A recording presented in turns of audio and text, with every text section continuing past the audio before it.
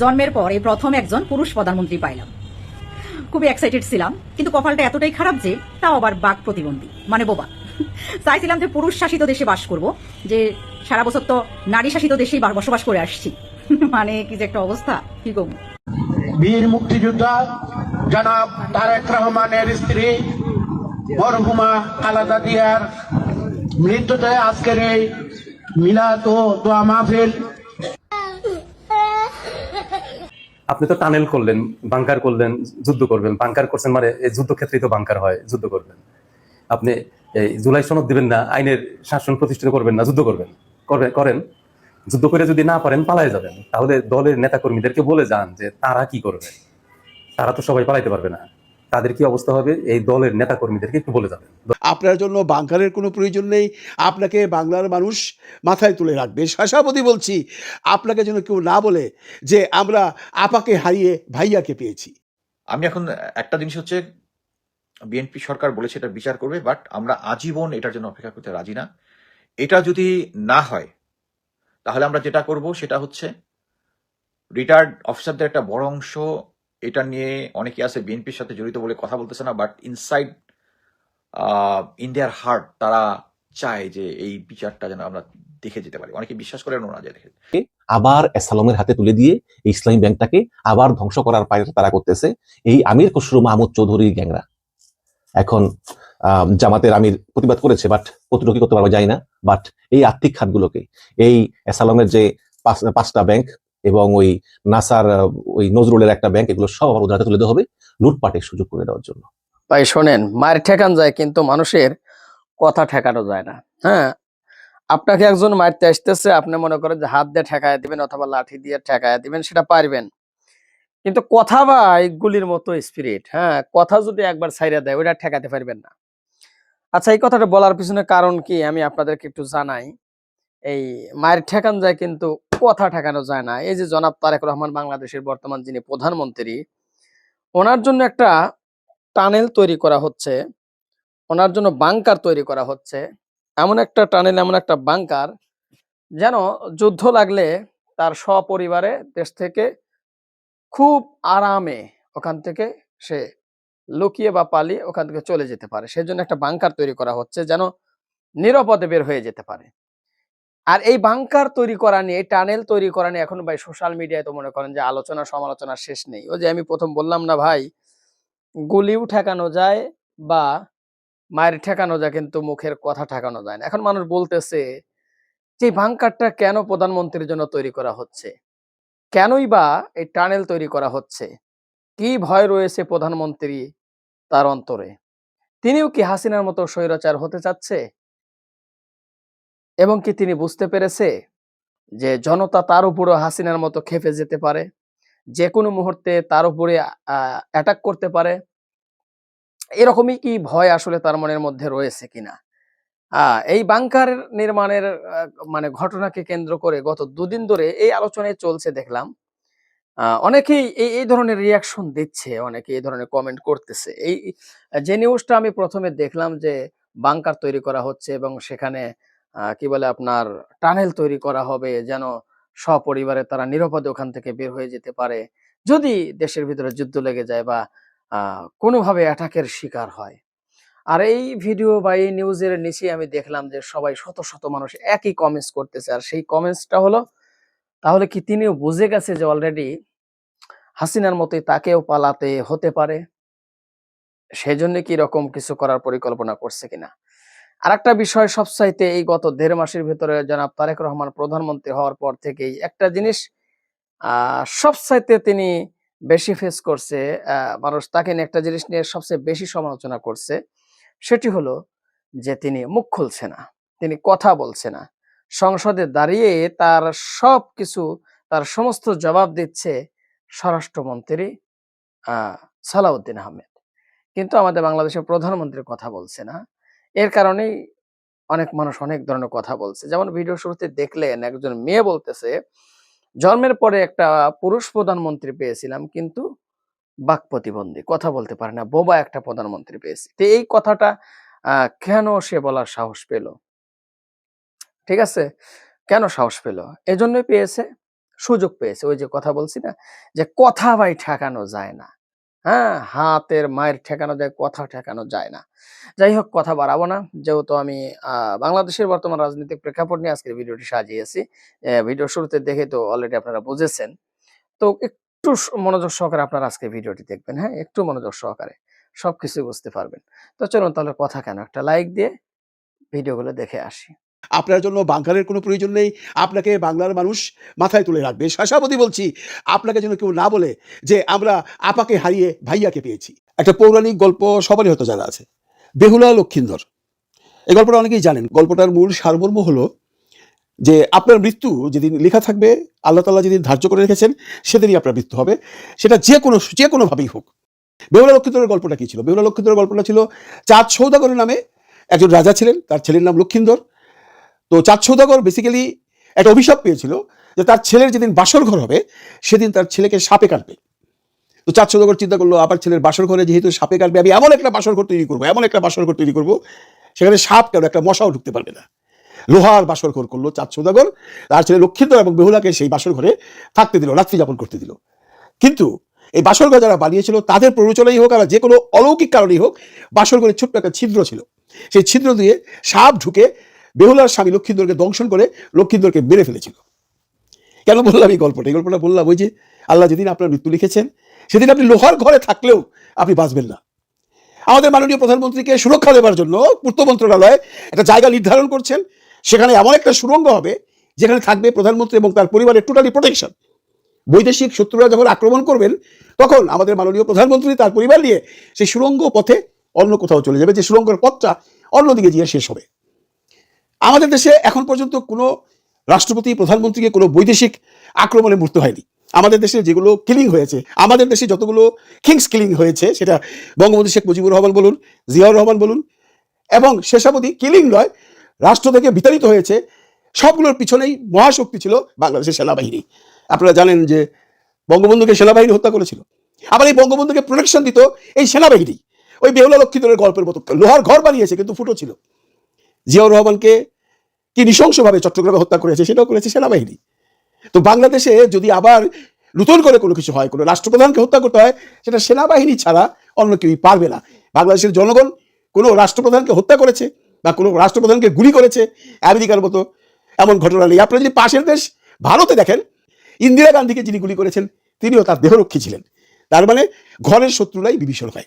আমাদের প্রধানমন্ত্রী কোথায় থাকবেন, এটা নিয়ে প্রথম থেকে একটা আলোচনা ছিল। প্রথমে আমরা শুনেছি উনি যমুনায় উঠবেন, সেজন্য প্রফেসর ডক্টর মোহাম্মদ ইউনূস চলে গেছেন। তারপর উনি ডিসিশন নিয়েছেন না, উনি যমুনায় থাকবেন না, উনি যেখানে আছেন সেখানটাই থাকবেন। এবং গুলশানের এই বাড়িটি পুরোপুরি তার কাটার বেড়াটারা দিয়ে একটা সুরক্ষা করে রেখেছে। এবং আমাদের প্রধানমন্ত্রী কিন্তু এসএসএফ বা প্রেসিডেন্ট গার্ডস রেজিমেন্টের চেয়ে বেশি তার নিজস্ব একটা ফোর্স আছে, সেটা হলো প্রাইম মিনিস্টার্স ফোর্স। উনি তাদেরকে বিশ্বাস করেন, উনি তাদের উপর ভরসা রাখেন, এবং ওনার মনে একটা বিশ্বাস আছে যে আমাকে যদি আর্মিরা প্রোটেকশন দেয়, যদি আর্মি আমার পিছনে থাকে, তাহলে আমার কেউ কোনো ক্ষতি করতে পারবে না। এবং সেই গ্যারান্টি উনি পেয়েছেন। সেই গ্যারান্টি পেয়েছেন বলে উনি দেশে এসেছেন। উনি দেশে এসে অবাধে ঘোরাফেরা করছেন, গার্ড ছাড়া গাড়ি নিয়ে ঘুরছেন, সিনেমা দেখতে যাচ্ছেন, নাটক দেখতে যাচ্ছেন। তার মানে হি ইজ ওভার কনফিডেন্ট যে আমাকে এই দেশের আর্মি কোনো ক্ষতি করবে না। তাহলে আর সেই সুরক্ষিত বাড়ি বানিয়ে বা বাড়ির মধ্যে সুড়ঙ্গ বানিয়ে কি লাভ? প্রধানমন্ত্রী এখন পর্যন্ত এমন কোনো ডিক্লারেশন দেননি যে হ্যাঁ উনি এটা চান। এটা কি পূর্তমন্ত্রী অতিরিক্ত বিনয় দেখাবার জন্য এই ধরনের প্রপোজাল দিচ্ছেন কিনা, সেটাও আমরা জানি না। তবে তারেক রহমান সাহেব যদি সুন্দর মতো দেশ চালায়, জনগণের কাছ থেকে উনি কখনোই প্রত্যাখ্যাত হবেন না। কিন্তু উনি যে কায়দায় দেশ চালাচ্ছেন, তাতে জনগণ এই 2 মাসেই মোটামুটি তার প্রতি একটু নাখোশ। কারণ তার বিভিন্ন কর্মকাণ্ড তার প্রতি শ্রদ্ধা বাড়াচ্ছে, কিন্তু আসল জায়গায় তার প্রতি শ্রদ্ধাটা বাংলাদেশের মানুষের বাড়ছে না। কারণ উনি কথা দিয়ে কথা রাখছেন না। উনি যে সমস্ত প্রমিস করেছিলেন ইলেকশনের আগে, তার কোনো কিছু উনি করতে পারছেন না বা করতে পারছেন না, সেটা কিন্তু তর্ক সাপেক্ষ। কিন্তু সাধারণ মানুষের কাছে এটাই দৃশ্যমান যে তারেক রহমান জুলাই সনদ দিয়ে যে অধ্যাদেশগুলো জারি করেছে, বাংলাদেশের জনগণ খুশি নয়। গণভোট নিয়ে ওনারা যে ডিসিশনটা এখন দিচ্ছেন, সেটাও খুশি নয়। কারণ গণভোট অধ্যাদেশ বাতিল করাটা বাংলাদেশের 70% মানুষের আকাঙ্ক্ষাকে ধূলিসাৎ করা হয়েছে। তারেক রহমান সাহেব যদি সুন্দর মতো দেশ চালায়, এই জুলাই সনদ মেনে নেয়, গণভোটটা মেনে নিত বা জুলাই সনদ মেনে নিত, জুলাই সনদের যে সমস্ত সংস্কারগুলো আছে বা উনাদের দেওয়া যে 31 দফার সংস্কারগুলো আছে, সেগুলো যদি করতো, তাহলে তারেক রহমানকে হয়তো বা বাংলাদেশের মানুষ মাথায় তুলে রাখতো বা এখনো রাখবে। কিন্তু উনার পারিষদবর্গ যেভাবে পার্লামেন্টে গিয়ে যেভাবে বিরোধী দলকে চেপে রেখে যেভাবে একটা ইনার পলিটিক্স করে বিরোধী দলকে কথা বলতে না দেওয়া, এগুলো বাংলাদেশের মানুষ সহজে মেনে নিতে চাচ্ছে না। মানুষ কিন্তু রাস্তায় নেমেছে, হয়তো আরো মানুষ নামবে। ধীরে ধীরে বাংলাদেশের মানুষের একটা অনীহা বা একটা অশ্রদ্ধা এই দলের প্রতি চলে আসবে, যেটা আমরা চাইনি, আমরা চেয়েছি। যেভাবেই হোক একটা সরকার গঠন হয়েছে, 5 বছর চালাক, বিরোধী দল তাদের সাথে বাংলাদেশের বিভিন্ন সমস্যা, আপামর মানুষের সমস্যা নিয়ে সংসদে তুলুক, তারা সেগুলো সমাধান করুক, কিন্তু সেটা করছে না। এখন তো তার দলের মানুষই, মানে যারা বিএনপি করেন, তারাও এখন প্রশ্ন তুলছে বিএনপি যা করছে তা হয়তো ঠিক করছে না। যেমনটি সাখাওয়াত হোসেন শান্ত, মানে সারা জীবন তাকে চিনি একজন বিএনপির একজন মানে নিবেদিত কর্মী হিসাবে, তিনিও বলেছেন বিএনপি যেগুলো করছেন সেগুলো ঠিক করছেন না। আমি ব্যক্তিগতভাবে বিএনপিকে ভালোবাসি, বিএনপি সমর্থন করি এবং বিএনপির ওই বিষয় আমার মতো আজকে এখানে যারা আছেন আরো অনেকে আছেন, কিন্তু আজকে এই সরকারের যে পদক্ষেপ নিচ্ছেন তার পক্ষে বলবার মতো স্ট্রং কোনো পয়েন্ট কেউই আমরা পাচ্ছি না। এই পয়েন্টটা তো আমাদের হাতে তুলে দেবার দায়িত্ব তাদের ছিল। এই ভদ্রলোককে হয়তোবা অনেকে আপনারা চিনেন, ওনার নাম ডাক্তার সাখায়াত হোসেন শান্ত। আওয়ামী লীগের সময় আমরা বহুবার দেখেছি উনি টক শোতে এসে বিএনপির হয়ে কথা বলছেন, এবং ওনাকে বিভিন্নভাবে আওয়ামী লীগ থেকে থ্রেটও করা হয়েছিল। একদম একটা বিএনপির নিবেদিত প্রাণ, উনিও আজকে বলছেন বিএনপি নিয়ে কথা। আসলে ওই বাংকারের দরকার নেই, বেহুলা লক্ষ্মীন্দরের সেই লোহার ঘরের দরকার নেই। তারেক রহমান যদি বাংলাদেশের মানুষের সাথে, মানে বিশ্বাসঘাতকতা শব্দটা বলবো না, যদি বাংলাদেশের মানুষের বিশ্বাস রেখে কাজ করেন, তার বাংকারের প্রয়োজন নেই, উনি গুলশানের বাড়িতেই থাকতে পারবেন। একটা কথা সবাইকে মনে রাখতে হবে, যে আপনি আজকে যে কর্মটি করবেন সেটা যদি ঠিকঠাক মতো না করেন, তাহলে ভবিষ্যৎ আপনার জন্য ভালো নয়। আমাদের প্রাক্তন স্পিকার হামিদ সাহেব আওয়ামী লীগকে এই কথাটি বলেছিলেন বহুদিন আগে। আওয়ামী লীগ শুনেনি, যার পরিণতি আওয়ামী লীগের হয়েছে। দেখুন সেই ভিডিওটা। কোর্টের বিচার যদি দেশের মানুষ শুদ্ধ হয়, তাহলে এই বিচার বিভাগের বিরুদ্ধে একদিন হয়তো মানুষ রুখে দাঁড়াতে পারে। ঠিক সরকারও যদি বেশি সরেকারী আচরণ শুরু করে, তাহলে সেই সরকারের বিরুদ্ধেও জনগণ রুখে দাঁড়াবার ইতিহাস আছে, সেটাও দাঁড়াইতে পারে। সুতরাং সবাইকে সব দিক চিন্তা ভাবনা করে চলা প্রয়োজন বলে মনে করি। চিন্তা করছেন, এটা বলছিল আব্দুল হামিদ সাহেব বহুদিন আগে। আওয়ামী লীগ শুনে নাই, সবাইকে সব দিক চিন্তা ভাবনা করে এগোনো উচিত, তাহলেই সবচেয়ে ভালো সমাধান হবে। কিন্তু আওয়ামী লীগ শুনে নাই। সেম কথা দেখেন, এর পাশাপাশি একটা কথা দেখেন, বর্তমান যে আমাদের স্পিকার আছেন উনি কি বলেন। আমরা যদি জনগণের আশা আকাঙ্ক্ষা পূরণ করতে পারি, আমরা যদি শহীদ রাষ্ট্রপতি জিয়াউর রহমানের পথ অনুসরণ করে, বাংলাদেশের জাতীয়তাবাদকে অনুসরণ করে বাংলাদেশকে সমৃদ্ধি পথে নিয়ে যেতে পারি, তাহলে আওয়ামী লীগ চিরতরের জন্য বাংলাদেশের দল থেকে মুছে যাবে। আর আমরা যদি আওয়ামী লীগকে অনুসরণ করার চেষ্টা করি বা কার্যক্রমে বা আমাদের কোনো নেতা বা কর্মী ভুল পদক্ষেপের কারণে যদি জনগণ আমাদের উপরে বিরক্ত হয়, আওয়ামী লীগের উপরে যেরকম ক্ষিপ্ত হয়েছিল তার সেরকম যদি আমাদের উপরও ক্ষিপ্ত হয়, তাহলে আমাদের জন্য খারাপ সময় অপেক্ষা করে আছে। সুতরাং আগামীতে বাংলাদেশ কেমন চলবে, অর্থনীতি কেমন হবে, রাজনৈতিক স্থিতিশীলতা থাকবে কিনা, এটা পুরোপুরি বিএনপির উপর নির্ভর করে। দেখেন, বেসিক্যালি এই বাংকারের দরকার নেই। তারেক রহমান যদি তার ভালোবাসা বাংলাদেশের মানুষের কাছ থেকে পেয়ে যায়, তারেক রহমান যদি যে কথাগুলো এই দুইজন বিজ্ঞ মানুষ বললেন এগুলো যদি মেনে নেন, তাহলে তাকে বাংলাদেশের মানুষ আবারও বলছি মাথায় তুলে রাখবে। এবং এই 5 বছর তো 5 বছর, উনি ইচ্ছা করলে আরও 5 বছর থাকতে পারবেন। এরপরও কি তার থাকার দরকার আছে? অনেকেই বলছেন, বা তার দলের লোকজন বলছেন ওনারা 41 সন পর্যন্ত থাকবেন। এই কথা বাংলাদেশের মানুষ কোনোভাবেই নিচ্ছে না। এখন মানুষের মুখে মুখে একটাই কথা, আমরা আপাকে হারিয়েছি, ভাইয়াকে পেয়েছি। আমার রিকোয়েস্ট, আপনি আপা হতে যায়েন না। আপনি তারেক রহমান, আপনার স্পিকার মহোদয় যে কথাটা বললেন সেটাই আপনি মেনে চলুন। আপনার জন্য বাংকারের কোনো প্রয়োজন নেই, আপনাকে বাংলার মানুষ মাথায় তুলে রাখবে। 2017 সালের কোনো একদিনে বাংলাদেশের সামরিক গোয়েন্দা সংস্থা ডিজিএফআই এর কিছু লোক ইসলামী ব্যাংকে প্রবেশ করে ইসলামী ব্যাংকের তৎকালীন ব্যবস্থাপনা পরিচালককে বলা হয় যে আপনাকে রিজাইন দিতে হবে, অস্ত্রের মুখে আপনাকে রিজাইন দিতে হবে, আর যদি আপনি রিজাইন না দেন তাহলে আপনাকে গুম করে ফেলা হবে। তারপর তিনি ভয়ে রিজাইন লেটারে সই করে দেন, এবং সই করার পরে বাংলাদেশের সবচেয়ে বড় ব্যাংক, সবচেয়ে সমৃদ্ধশালী ব্যাংক, যেই ব্যাংকটা টাকা পয়সা সোনাদানায় ভরা ছিল, সেই ব্যাংকটা চলে যায় অ্যাসালমের দখলে। এবং অ্যাসালম কিছু পরিচালক নিয়োগ দেন যারা তার পক্ষের লোক। তার ভিতরে একজন হচ্ছেন এই বর্তমান রাষ্ট্রপতি চুপ্পু। হ্যাঁ, বিশেষ করে হাসিনা পালিয়ে যাওয়ার আগে থেকে কিন্তু ইসলামী ব্যাংক অর্থের অভাবে ঢুকতেছিল, তারা আমানতকারীদের পয়সা দিতে পারতেছিল না, এত খারাপ অবস্থা। অনেক টাকা লুট করা হয়েছে ইসলামী ব্যাংক থেকে। হাসিনা পালিয়ে যাওয়ার পর ইসলামী ব্যাংক অ্যাসালামের কাছ থেকে নিয়ে আবার জামাত ইসলামের ম্যানেজমেন্টকে ফেরত দেওয়া হয়েছে, এবং সেই ব্যাংকটা ভালোই চলতেছিল। কিন্তু বর্তমান বিএনপি সরকার আবার এই ইসলামী ব্যাংকে অ্যাসালামের হাতে ফিরিয়ে দেওয়ার উদ্যোগ নিয়েছে। অন্তত বিবিসি বাংলার প্রতিবেদন পড়ে আমার সেটাই মনে হলো।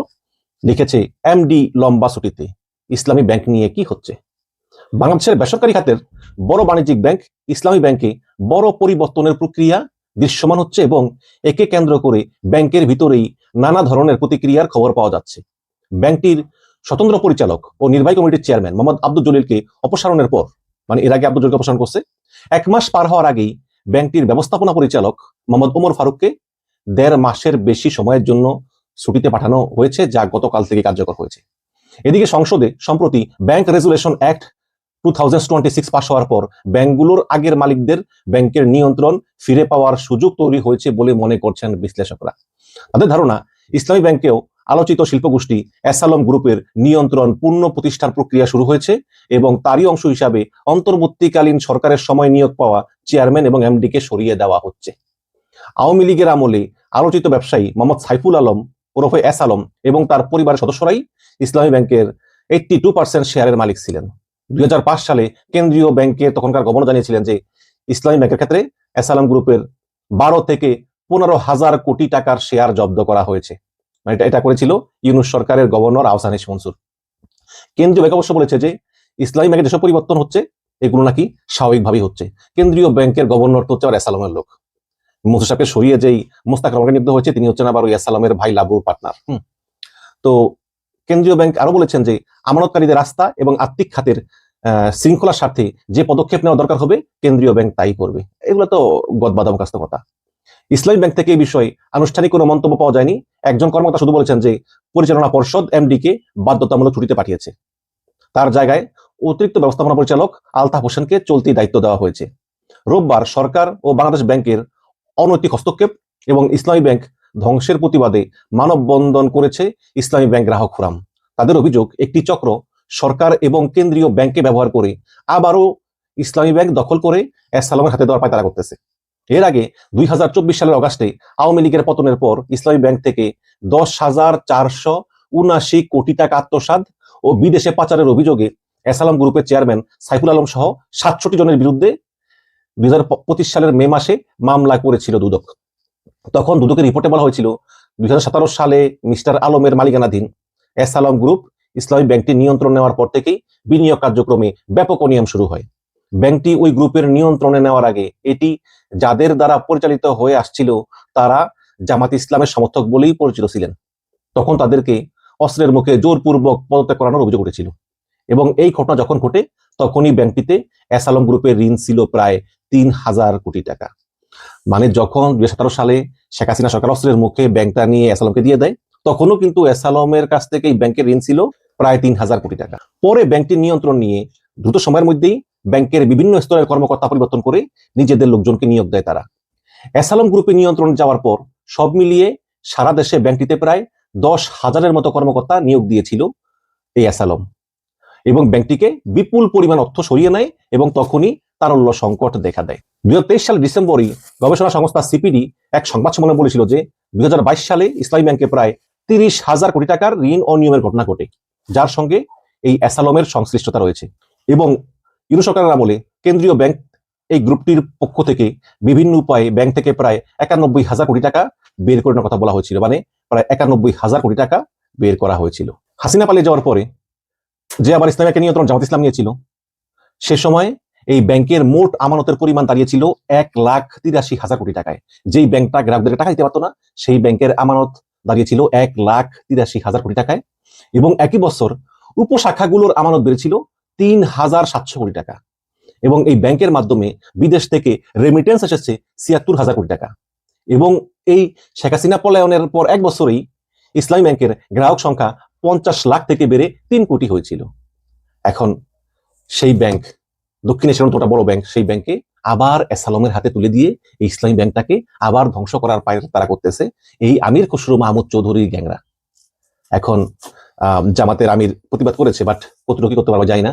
বাট এই আর্থিক খাতগুলোকে, এই অ্যাসালমের যে 5টা ব্যাংক এবং ওই নাসার ওই নজরুলের একটা ব্যাংক, এগুলো সব ওদের হাতে তুলে দেওয়া হবে লুটপাটের সুযোগ করে দেওয়ার জন্য। আগামী 48 ঘন্টা অর্থাৎ পরপর 2 দিন এবং 2 রাতে আমাদের দেশে এবং দেশের বাইরে সম্ভাব্য কী কী বিষয় ঘটতে পারে যা কিনা আমাদের রাজনীতির যে কোর্স অফ অ্যাকশন, সেই কোর্স অফ অ্যাকশন পরিবর্তন করে দিতে পারে, সেই বিষয়গুলো নিয়ে একটি আলোচনা করার চেষ্টা করব। তার আগে দৃশ্যমান যে খবর, সেই খবরগুলো বলে নেই। প্রথমে ইসলামাবাদে যে আমেরিকা এবং ইরানের মধ্যে শান্তি আলোচনা চলছিল সেটি ভেস্তে গেছে। আমেরিকার প্রতিনিধি দল আমেরিকা চলে গেছে, ইরানের প্রতিনিধি দল ইরানে চলে গেছে এবং তারা এখনো পর্যন্ত নেতিবাচক কোনো কথা বলেননি। যে কথাগুলো বলেছেন মার্জিত। ইরান বলেছেন যে আমেরিকা যে বিশ্বাস করব সেই বিশ্বাসের কোনো হেতু ছিল না, কারণ ছিল না। তারা আলোচনার সময় তাদের কথাবার্তা আচার আচরণ দ্বারা আমাদেরকে আশ্বস্ত করতে পারেননি যে তাদেরকে বিশ্বাস করা যায়। অন্যদিকে আমেরিকা যে কথাগুলো বলেছেন সে কথা হলো যে এই যুদ্ধের মাধ্যমে তারা যে বিষয়গুলো পাননি আউট অফ দেয়ার অ্যাচিভমেন্ট, সেই বিষয়গুলো তারা এখন এই শান্তি আলোচনা অন্তর্ভুক্ত করেছেন এবং তারা দাবি দাওয়া পেশ করেছেন। মানে যেমন তাদের টাকা ছেড়ে দিতে হবে, হরমুজ প্রণালীতে তাদের যাকে বলা হয় একশত আধিপত্য থাকবে, তারপর তাদের যে পরমাণু কর্মসূচি, এই পরমাণু কর্মসূচি তারা চালাবে এবং কোনো রকম বাধা বিঘ্ন ছাড়া।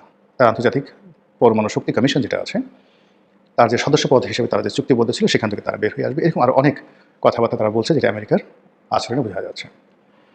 অন্যদিকে ইসরায়েলের অবস্থা খুবই গুরুতর। লাখ লাখ মানুষ যুদ্ধ বন্ধ করার জন্য রাস্তায় নেমে এসেছে। তারা ইরানের সাথে যুদ্ধ করতে চাচ্ছে না, তারা লেবাননের সঙ্গে যুদ্ধ করতে চাচ্ছে না।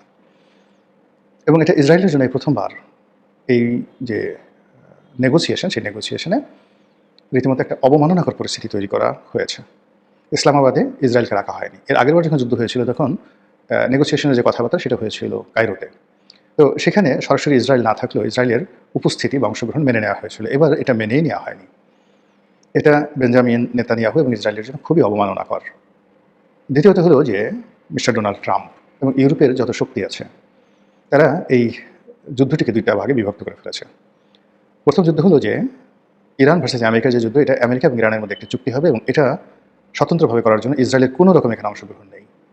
অন্যদিকে ইসরায়েল লেবাননে যে যুদ্ধ করেছে বা আক্রমণ করেছে সেই ব্যাপারে লেবাননের সাথে হিজবুল্লার সাথে বসে শান্তি চুক্তি করার ব্যাপারে আমেরিকা এবং ইউরোপের পক্ষ থেকে মারাত্মকভাবে চাপ তৈরি করা হয়েছে।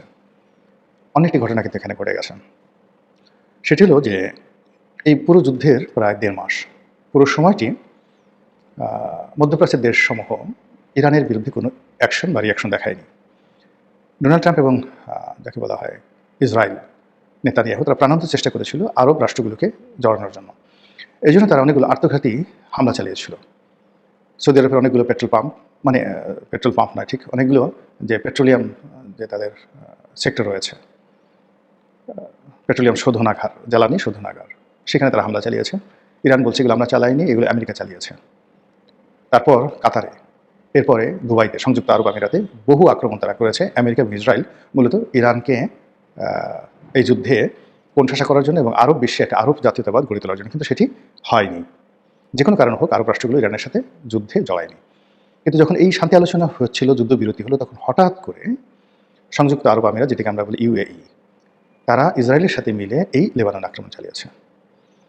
এটি মূলত মধ্যপ্রাচ্যের রাজনীতিকে আগামী 48 ঘন্টার জন্য মারাত্মক জটিল করে তুলেছে। আপনারা জানেন যে সংযুক্ত আরব আমিরাত এবং সৌদি আরব এই দুটো শক্তিধর রাষ্ট্র, দুটোই ইসরায়েলের বন্ধু, দুটোই আমেরিকার বন্ধু, কিন্তু এই দুটোর সাথে আবার ব্যক্তিগত সম্পর্ক একেবারে অহিনুকুল সম্পর্ক। তো সেক্ষেত্রে এই যে লেবাননে সংযুক্ত আরব আমিরাতের যে আক্রমণ, এটি মধ্যপ্রাচ্যের রাজনীতির সমস্ত হিসাবকে আগামী 48 ঘন্টা এলোমেলো করে দিয়েছে। এবার আমেরিকার ব্যাপারে আসি। আমেরিকার যে অভ্যন্তরীণ রাজনীতিতে 3 থেকে 4টি ঘটনার সামনে আসছে। যিনি এই মুহূর্তে ভাইস প্রেসিডেন্ট রয়েছেন তাকে দায়িত্ব দিয়ে ডোনাল্ড ট্রাম্পকে দায়িত্ব থেকে চ্যুত করা বা তাকে বহিষ্কার করা, ইমপিচমেন্ট করা, এটা নিয়ে আমেরিকার যারা নীতি নির্ধারণী তারা কাজ করছেন এবং এটা এত বেশি চলছে এবং ডোনাল্ড ট্রাম্পকে মানসিকভাবে, অর্থনৈতিকভাবে মানে তছনছ করে দেওয়ার জন্য আমেরিকার সমস্ত যে শক্তিগুলো তারা একত্র হয়েছে এবং গত সেই 3-4 দিন ধরে ভদ্রলোক একেবারে রীতিমতো স্টপ হয়ে গেছেন। তিনি কি আমেরিকার প্রেসিডেন্ট না আমেরিকার নাগরিক, তিনি কি বেঁচে আছেন না নেই, এটা বোঝা যাচ্ছে। এবং তার স্ত্রীর যে বডি ল্যাঙ্গুয়েজ মেলানিয়া ট্রাম্প, সেটা দেখে বোঝা যায় যে ওই পরিবারের উপরে স্মরণকালের সবচাইতে যাকে বলা হয় ফ্রাস্ট্রেশন, যেটাকে বলা হয় সেটি বা ডিপ্রেশন, সেটি যাচ্ছে। এবার আমাদের বাংলাদেশের ব্যাপারে আসি। বাংলাদেশে আগামী 48 ঘন্টাতে অনেকগুলো চমকপ্রদ ঘটনা যে ঘটবে তার কিছু নমুনা দেখাই। হঠাৎ করে আপনি দেখবেন যে একটি পীরের মাজারে আক্রমণ করে পীরকে মেরে ফেলা হলো।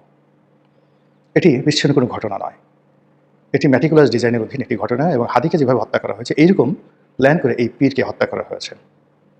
এই গেল এক। 2 নম্বর হলো শাহবাগে যে সমকামীদের বৈঠক হচ্ছে, সমকামীরা বসে আছে, এটা উপলক্ষ করে সেখানে তৌহিদি জনতা যেভাবে একত্র হয়ে যে ঘটনা ঘটিয়েছে, এটা কোনো বিচ্ছিন্ন ঘটনা নয়, অত্যন্ত পরিকল্পিত, প্ল্যান ওয়াইজ। এরপর জুলাই আগস্ট বিপ্লবী যারা ছিলেন ফ্রন্ট লাইনে, তারা, এরপরে সোটন গ্যাং, তারা, মার্কিন ডিপ স্টেটের তথাকথিত যে সকল এজেন্ট রয়েছে, তারা গত 24 ঘন্টায় রীতিমতো যে সকল বিস্ফোরণমূলক কথাবার্তা বলছেন, যে সকল আক্রমণাত্মক ভাষায় কথাবার্তা বলছেন, এটি অতীতের যে কোনো রেকর্ডকে ব্রেক করেছে। একটা সময় দেখা গেল এই বিপ্লবীরা ক্যান্টনমেন্ট নিয়ে কথা বলেছেন, ডক্টর মোহাম্মদ ইউনূসকে নিয়ে কথা বলেছেন, আওয়ামী লীগকে নিয়ে কথা বলেছেন, ভারতকে নিয়ে কথা বলেছেন। আর এই সকল কথাবার্তা বলার ক্ষেত্রে তাদেরকে দেশের বাইরে থেকে বিভিন্ন ইউটিউবার তারা ইনফ্লুয়েন্স করতো। কিন্তু এইবার কোনো ইনফ্লুয়েন্সার নেই, কোনো ইনফ্লুয়েন্সাররাও কোনো কথাবার্তা বলছে না, কিন্তু দেশের ভিতর থেকেই বিভিন্ন জনে যারা রাজনীতির পোর্টফোলিওতে আছেন, পদপদবিতে আছেন, তারা, বিভিন্ন যে ছাত্র সংসদ রয়েছেন, সেই ছাত্র সংসদে যারা নেতৃবৃন্দ রয়েছেন, তারা অসাধারণ কতগুলো শব্দ প্রয়োগ করে ইঙ্গিতপূর্ণ কতগুলো কথাবার্তা বলে সরকারকে রীতিমতো তারা লাল কার্ড দেখাচ্ছেন। এই কাজ করলে সরকার পতন হবে, এই কাজ না করলে এই হবে। সরকারকে পাসপোর্টের মেয়াদ বৃদ্ধি করার জন্য নির্দেশ দেওয়া হয়েছে বিপ্লবীদের পক্ষ থেকে। আর ভারত থেকে যে হেলিকপ্টার আসবে না, সে কথা তাদেরকে স্মরণ করিয়ে দেওয়া হয়েছে। তো এই যে ঘটনাগুলো ঘটে চলছে, তার সঙ্গে সঙ্গে তেলের সমস্যাটা বাড়ছেই।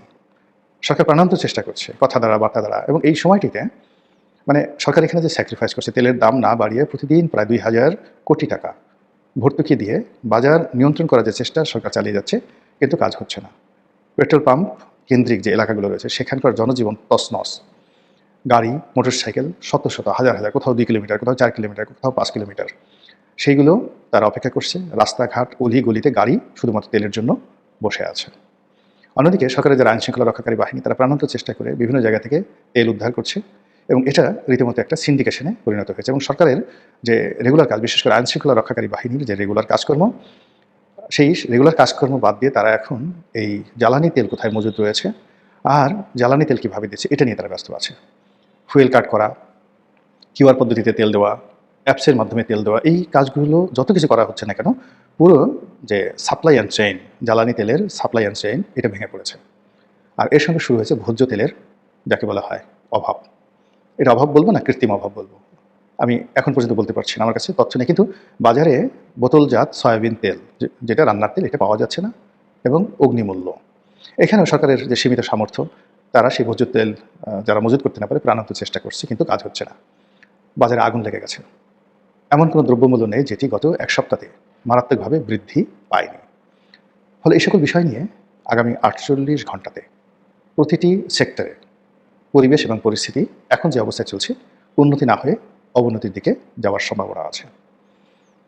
পার্লামেন্টের ভিতরে স্পষ্টতই যা কিছু হচ্ছে, এটি স্বস্তিদায়ক নয়। বিরোধী দল ওয়াকআউট করেছে, আবার কবে যাবে এখন পর্যন্ত আমরা জানি না। জামাতের সভাপতি, তিনি সরকারি দল সম্পর্কে ভীষণ রকম আপত্তিকর কিছু কথাবার্তা বলেছেন, এবং সেই সকল কথাবার্তায় যে তাদের যে বিশ্বাস, আস্থা, সম্পর্ক সরকারি দলের সাথে তারা আশা করেছিল, বা আমরা আশা করেছিলাম, সেই জায়গা থেকে তারা বিচ্যুত হয়েছে, এবং তাদের যে দাবি দাওয়াগুলো রয়েছে, সেই দাবি দাওয়াগুলো তারা রাজপথ আদায় করবে। এবং এতে করে সরকার ভয় পেয়ে গেছে। সরকার ভয় পাওয়ার পরে দেখলাম যে আগে যেখানে মূলত যে সমস্যাগুলো হয়েছে জুলাই সনদ নিয়ে, সংস্কার কমিশন নিয়ে, তো সেই বিষয়গুলো নিয়ে সালাউদ্দিন সাহেব, যাকে বলা হয়, সবসময় কথাবার্তা বলতেন। কিন্তু এখন সালাউদ্দিন সাহেবের ব্যাপারে বিরোধী দল, দেশ, দলের ভিতরে, মানে সরকারি দলের ভিতরে, এমনকি যারা ক্ষমতা নিউক্লিয়ার, সেখানেও নানা রকম নেতিবাচক কথাবার্তা হচ্ছে। এর ফলে কী হলো যে তিনি অনেকটা পিছিয়ে পড়েছেন। এবং যে বিষয়গুলো নিয়ে তিনি আগে উপযাচক হয়ে কথা বলতেন, সেই বিষয়গুলো নিয়ে আইনমন্ত্রী কথা বলছেন। এবং তিনি বলার চেষ্টা করছেন যে সকল অধ্যাদেশ জারি হওয়ার কথা ছিল, সেগুলো, যে সকল অধ্যাদেশ জারি হয়েছিল, সেগুলো হুবহু পাশ করা হয়েছে। মাত্র 2টো বিষয়, সেগুলো অধিকতর একটু পরীক্ষা নিরীক্ষা করে সেগুলো পাশ করা হবে, নতুন করে বিল এনে পাশ করা হবে। আর জুলাই সনদ এবং সংস্কার, এগুলো বিরোধী দলের কথা মতো সবকিছু হয়ে যাচ্ছে বলে এরকম একটা আশ্বাস তিনি দিয়েছেন। দর্শক, আশা করি সবগুলো ভিডিও দেখেছেন, আলোচনাগুলো শুনেছেন, আপনাদের মতামত জানাবেন। আর ভিডিওটি শেষ পর্যন্ত কারা কারা দেখেছেন একটু কমেন্ট বক্সে জানিয়ে দিবেন। আর যারা ইতিমধ্যে আমাদের চ্যানেলটি সাবস্ক্রাইব করেছেন, তাদের ধন্যবাদ। আর যারা সাবস্ক্রাইব করেননি, আশা করি সাবস্ক্রাইব করে দিবেন। ভালো থাকবেন, দেখা হচ্ছে নতুন কোনো ভিডিওতে। আজকের মতো এ পর্যন্তই, আল্লাহ হাফেজ।